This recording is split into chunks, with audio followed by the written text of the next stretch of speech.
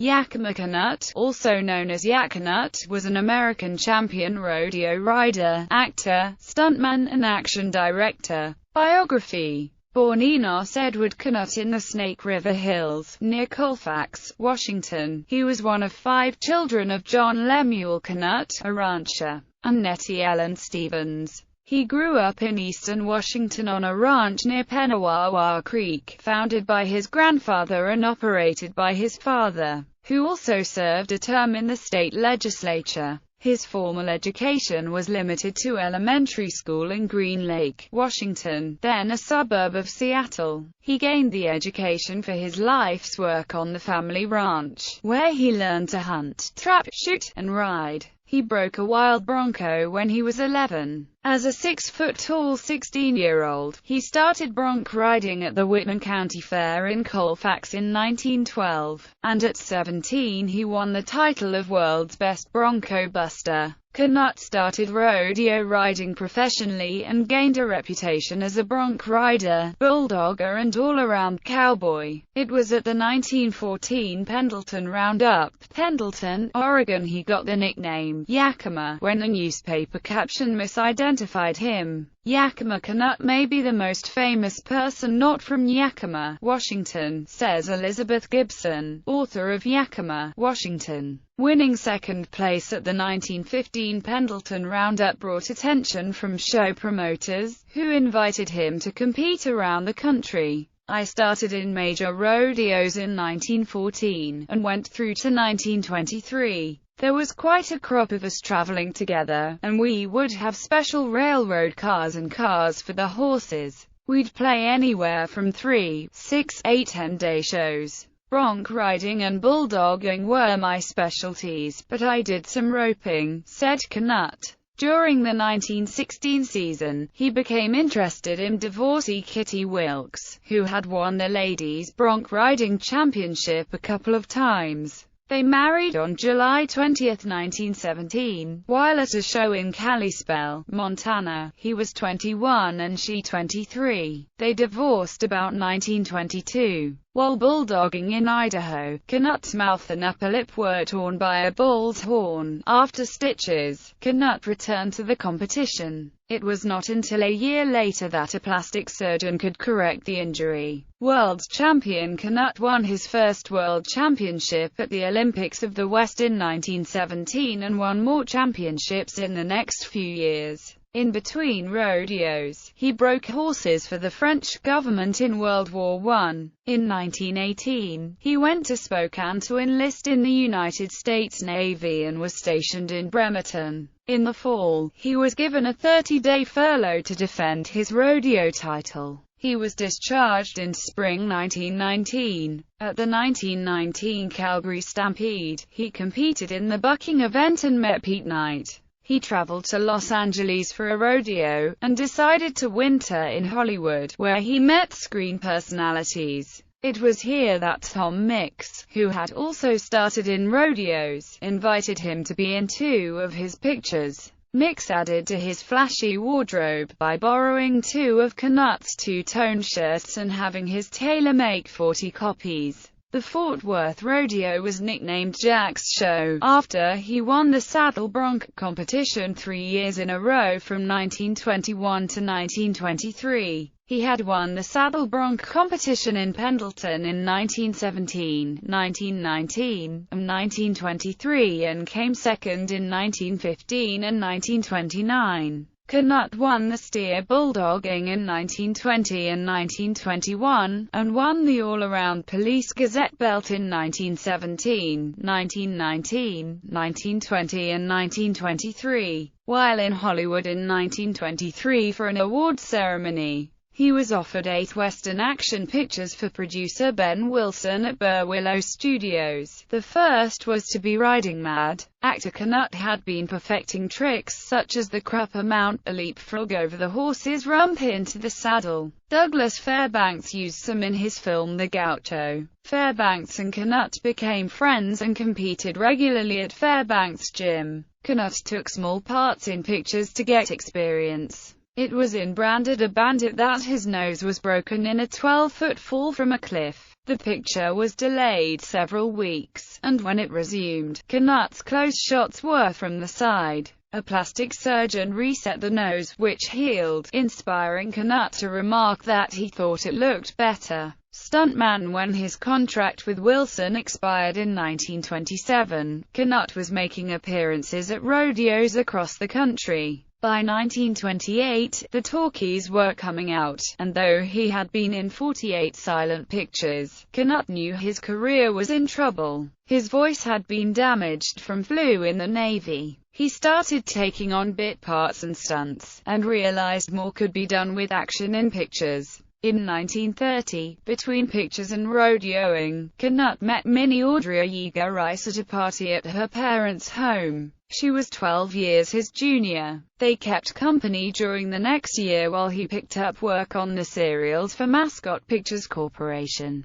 They married on November 12, 1931. When rodeo riders invaded Hollywood, they brought a battery of rodeo techniques that Canutt would expand and improve, including horse falls and wagon wrecks, along with the harnesses and cable rigs to make the stunts foolproof and safe. Among the new safety devices was the L stirrup, which allowed a man to fall off a horse without getting hung in the stirrup. Canutt also developed cabling and equipment to cause spectacular wagon crashes, while releasing the team, all on the same spot every time. Safety methods such as these saved filmmakers time and money and prevented accidents and injury to performers. One of Yakima's inventions was the running W stunt, bringing down a horse at the gallop by attaching a wire anchor to the ground to its fetlocks and launching the rider forward spectacularly. This either killed the horse, or rendered it badly shaken and unusable for the rest of the day. The running W is now banned and has been replaced with the falling horse technique. It is believed that the last time it was used was on the 1983 Iraqi film Al-Masayla Al-Kubra, when British actor and friend of Yak Mark Sindanen, stuntman Ken Buckle performed the stunt 3 times during a cavalry charge sequence. It was while working on Mascot serials that Canutt practiced and perfected his most famous stunts, including the drop from a stagecoach that he would employ in John Ford's 1939 Stagecoach.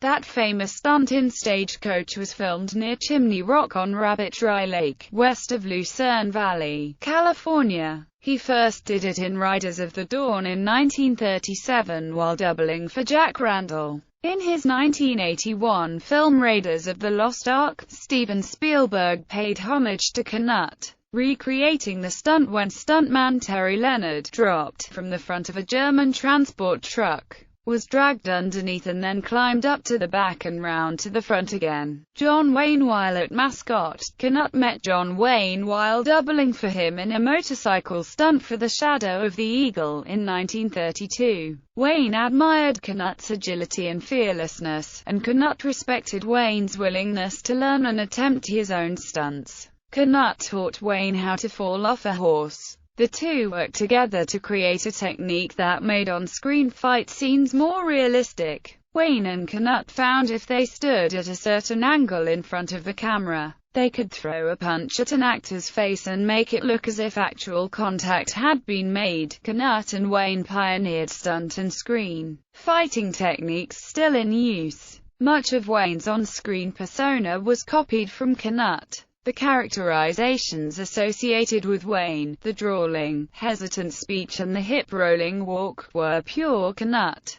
Said Wayne, "I spent weeks studying the way Yakima Canutt walked and talked. He was a real cowhand." In 1932, Canutt's first son Edward Clay was born and nicknamed Tap, short for tapadero, a Spanish word for a stirrup covering. It was in 1932 that Canutt broke his shoulder in 4 places while trying to transfer from horse to wagon team. Though work was scarce, he got by combining stunting and rodeo work. In 1934, Herbert J. Yates of Consolidated Film Industries combined Monogram, Mascot, Liberty, Majestic, Chesterfield, and Invincible Pictures to form Republic Pictures, and Canutt became Republic's top stuntman. He handled all the action on many pictures, including Gene Autry films, and several series and serials, such as The Lone Ranger and Zorro. For Zorro Rides Again, Canutt did almost all the scenes in which Zorro wore a mask, and he was on the screen as much as the star John Carroll. When the action was indicated in a Republic script, it said, "See Yakima Canutt for action sequences." William Whitney, one of Republic's film directors, said,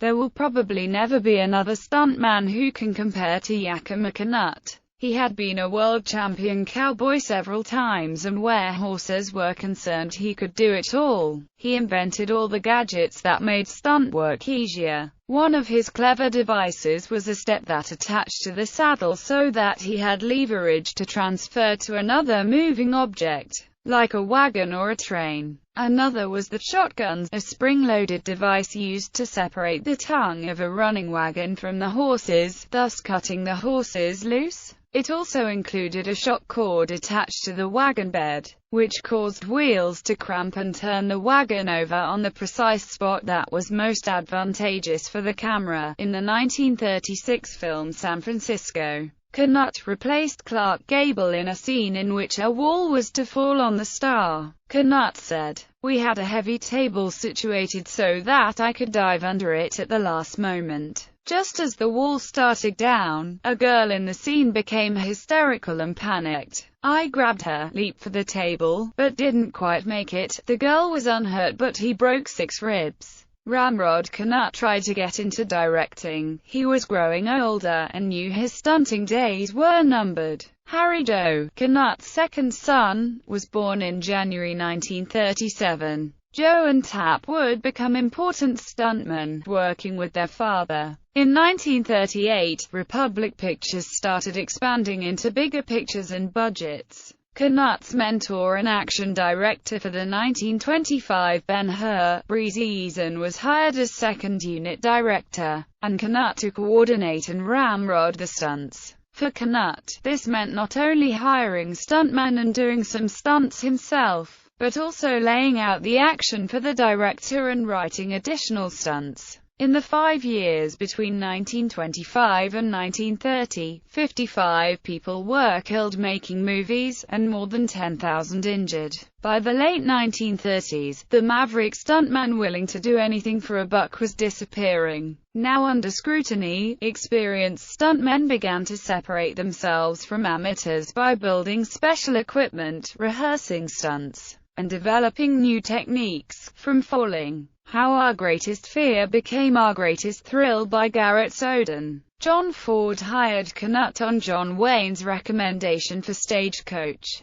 where Canutt supervised the river crossing scene as well as the Indian chase scene, did the stagecoach drop, and doubled for Wayne in the coach stunts. For safety during the stagecoach drop stunt, Canutt devised modified yokes and tongues, to give extra handholds and extra room between the teams. Ford told him that whenever Ford made an action picture and Canutt wasn't working elsewhere, he was on Ford's payroll. Also in 1939, Canutt doubled Clark Gable in The Burning of Atlanta in Gone with the Wind. He also appeared as a renegade accosting Scarlett O'Hara as she crosses a bridge in a carriage driving through a shanty town. Second unit director in 1940, Canutt sustained serious internal injuries when a horse fell on him while doubling for Clark Gable in Boomtown. Though in discomfort for months after an operation to repair his bifurcated intestines, he continued to work. Republic's Sol Siegel offered him the chance to direct the action sequences of Dark Command, starring Wayne and directed by Raoul Walsh. For Dark Command,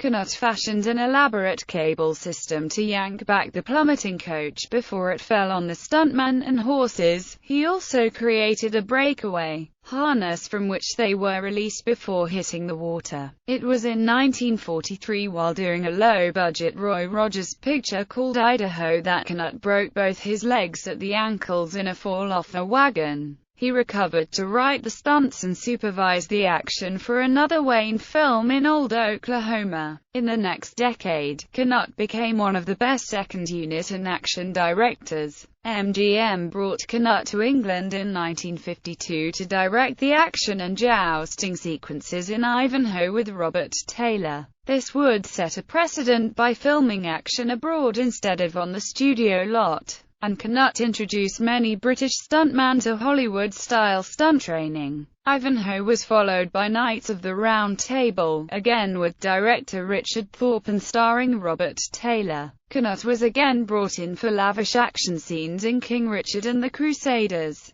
Canutt directed the close action scenes for Stanley Kubrick's Spartacus, spending 5 days directing retakes that included the slave army rolling its flaming logs into the Romans, and other fight scenes featuring Kirk Douglas, Tony Curtis and John Ireland. Ben-Hur for Ben-Hur, Canutt staged the chariot race with 9 teams of 4 horses. He trained Charlton Heston and Stephen Boyd to do their own charioteering. He and his crew spent 5 months on the race sequence. In contrast to the 1925 film, not one horse was hurt, and no humans were seriously injured, though Joe Canutt, while doubling for Charlton Heston, did cut his chin because he did not follow his father's advice to hook himself to the chariot when Judah Ben-Hur's chariot bounced over the wreck of another chariot. Other Walt Disney brought Canutt in to do second-unit work for Westward Ho! The Wagons. In 1956, the first live-action Western Disney feature film was followed by Old Yeller the next year, and culminated in 1960's Swiss Family Robinson, which involved transporting many exotic animals to a remote island in the West Indies. Anthony Mann specifically requested Canutt for the second unit for his 1961 El Cid, where Canutt directed sons Joe and Tap, doubling for Charlton Heston and Christopher Rhodes in a stunning tournament joust. Canutt was surely the most active stager of tournaments since the Middle Ages. From swordsman of the screen, he was determined to make the combat scenes in El Cid the best that had ever been filmed. Mann again requested him for 1964's The Fall of the Roman Empire. Over the next 10 years, Canutt would continue to work, bringing his talents to Cat Ballou, Khartoum, Where Eagles Dare, and 1970's A Man Called Horse. For his contribution to the motion picture industry, Yakima Canutt has a star on the Hollywood Walk of Fame at 1500 Vine Street. In 1967, he was given an honorary Academy Award for achievements as a stuntman and for developing safety devices to protect stuntmen everywhere. He was inducted into the National Cowboy and Western Heritage Museum. In 1985, Yakima appeared as himself in Yak's Best Ride, directed by John Crawford. Yakima Canutt died of natural causes at the age of 90 in North Hollywood, California, and is buried there in Valhalla Memorial Park Cemetery. Filmography. Selected filmography: Sagebrush Trail as outlaw band leader. West of the Divide as Hank. The Man from Utah as Cheyenne Kent. Lawless Range as Joe Burns. Stagecoach Second Unit Director, Stunt Coordinator, and Stunts. Cavalry Scout, all uncredited. Gone with the Wind as Man who attacks Scarlet while riding through Shantytown, also uncredited. Stunt Coordinator, Stunt Double for Clark Gable. Ivanhoe Second Unit Director. Knights of the Round Table Second Unit Director, uncredited. The Lawless Rider Director. King Richard and the Crusaders Second Unit Director. Old Yeller Second Unit Director.